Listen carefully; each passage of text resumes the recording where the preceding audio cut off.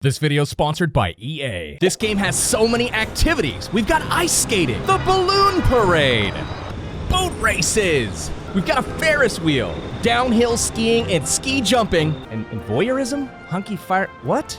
What?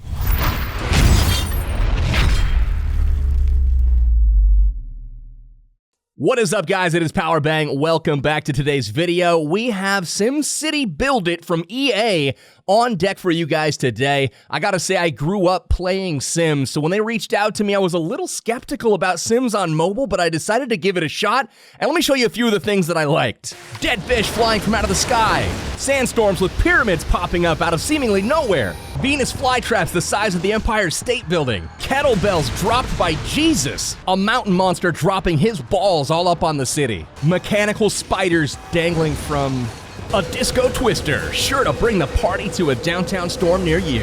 What's this, a giant squid underneath the pavement? Obviously, Mickey Mouse mixed with Go-Go Gadget equals death. Legit tornadoes sucking away buildings, sharks with laser beams, and then this General Vu guy who seems to be kind of a popular dude in SimCity. All right, so they got me. It was enough cool stuff to where I was like, okay, I'm gonna give this a try. So I checked the App Store, it was highly rated, gave it a download, and got SimCity, a blast from the past, going on my mobile device. You start with nothing, a patch of grass, no roads. The first thing that you're gonna do is get a road established so you can get access to your city off of the main highway. I would assume the main highway connects all the other cities out there.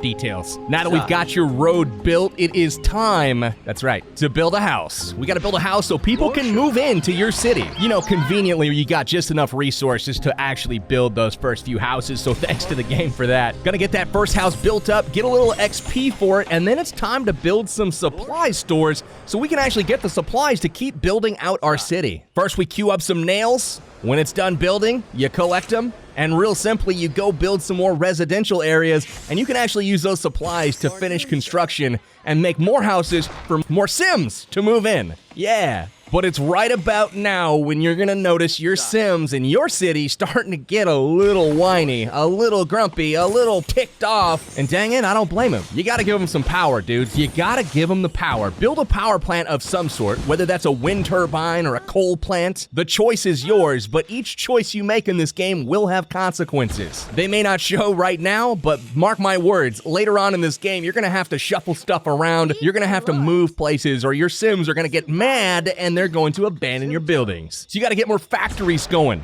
Factories are what produce the materials in order for you to keep building. Factories are the backbone of your city. So build your factories. Make sure you take note of that brown poopy zone around your industrial area. That's where your Sims don't want to live. Make sure you're building their residences outside of that brown zone or they'll complain.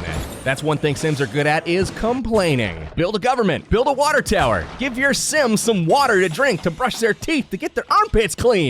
And once you've got these basic needs met, now it's time to build more residences. You actually can build up more stuff, more people can move in. You can see this city population's already up to 606, baby. We're cruising right along. As you continue to build up, you're gonna wanna put in parks. Parks are mandatory for your citizens. Parks will make them happy. And not only that, it'll make more people move in. Imagine that, a park, more people move in. It's very simple fun. It was a simple time during this SimCity. As you continue to play, surprise rewards are gonna pop up, give you a few items that you've gotta kind of meet requirements for. If you can meet those requirements, you're gonna get a secret reward that's going to give you some cash or some simoleons, which is the coins or the currency used in this game. So keep looking out for those secret quests, complete them, and profit. It's time to level up. As you guys level up, you're gonna get a little bit of currency, and new stuff will get unlocked for your city. You're gonna see different industries be unlocked, different requirements that you'll need. As you kind of move forward, you're gonna see government buildings get unlocked that you're going to need to access and to continue to kind of pay attention to level up your city properly. In Sims, in addition to them complaining a lot about what they need in their city or how happy they profess to be, you can watch some ads and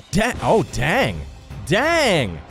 I'm not even gonna complain about that ad. Not bad, EA. Not bad at all, bringing in those fire ads. But after you watch one of those, you can actually get a reward. You can see here out of these 3 crates, I chose the right one. I got some nails for it. Then it shows you what you could have got. If you would have picked the correct one, you could have got that in-game cash. Another really cool feature is you can look at the wealth outlook for a particular city. You can check out the land value, all of it pretty much equal here, but check out the wealth forecast. You can look at standard homes, you can look at premium homes, and even luxury homes. And you can see these orange guys right here. Those are primed to be some rich Sims. That's what I'm saying. Now we've leveled up to 5, and it is time for a little fire station action. Somebody smells smoke. They're saying that there's some fires somewhere in the city. We ought to provide some basic services like a fire station. We're gonna go big instead of this little fire station stuff. We're going with the deluxe bad boy, and you can see the coverage there in the green that it provides over the whole city. Almost, except for those 3 red buildings on the side. So you're probably gonna have to do some swapping of your original arrangement. You see we moved this, it's not the city hall, but maybe it is a city hall. I don't know. This game's new. I don't know all the buildings yet. But we moved the fire station in place of that. It's got better coverage and actually can cover all the citizens now, so they're not as cranky. Shockingly enough, place your fire station and wham! Just like that, the voyeurs come out to the windows, open the curtains, and say, dang, look at them hunky firefighters. That's kind of weird. Not gonna lie at all. That's strange. Now, these are speech balloons that are actually kind of comical to me. You're gonna see a lot of these as you continue to progress into the game. Never know what those crazy Sims are actually going to say, but I'm willing to keep leveling up and finding out. So, we've got an interruption here. This is that General Vu we were talking about earlier. He's hinting at something. He says there's going to be disasters. There's going to be mayor's clubs. Now, mayor's clubs I'll talk about in a little bit towards the end of this video. Stay tuned for that. And disasters, that's what attracted me to this game. Not only do I like to build cities, obviously, by some of my other games. You guys know that I like to build cities. I also like to destroy them. Newsflash. So, right here, General Vu saying my plan is ready. There is going to be club wars. And you guys can see right there, the club wars have been announced. Now, I will talk more about this in a separate video entirely because I didn't want to kind of muddy up the intro to Sims with Club Wars. So I've got a second video coming with regards to Club Wars. Stay tuned for that coming up soon on the channel. As you continue to build in your city, oftentimes you're going to exceed the boundaries that certain things like police stations and fire stations can cover. They're going to gripe about it, and then your overall happiness is going to go down. You see I'm missing 5% there. That happiness should be at 100% at all times. So what do? We go in, we're going to build us another deluxe fire station and plop it on the other side of our city. That way we can correctly cover all of our citizens and make sure that they have access to the services they need to be happy.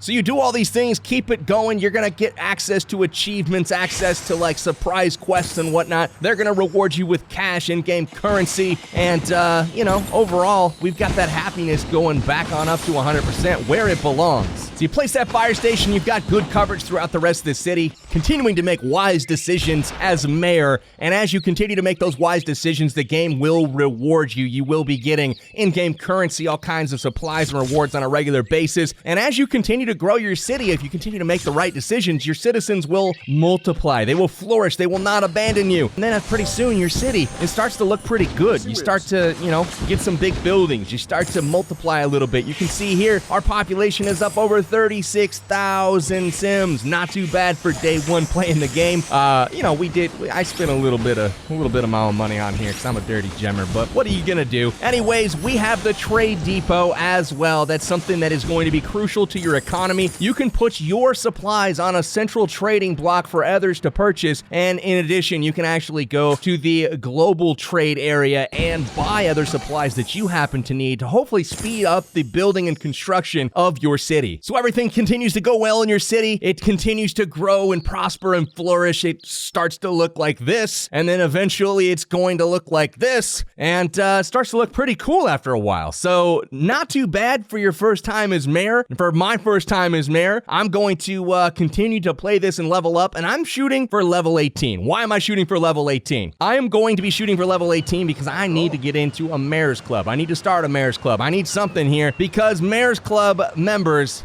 are able to get into club wars. Club wars are kind of like clan wars if you're familiar with some other games out there. 2 teams going head-to-head club wars. I will describe in detail in another episode, but suffice it to say, here's what I like about club wars.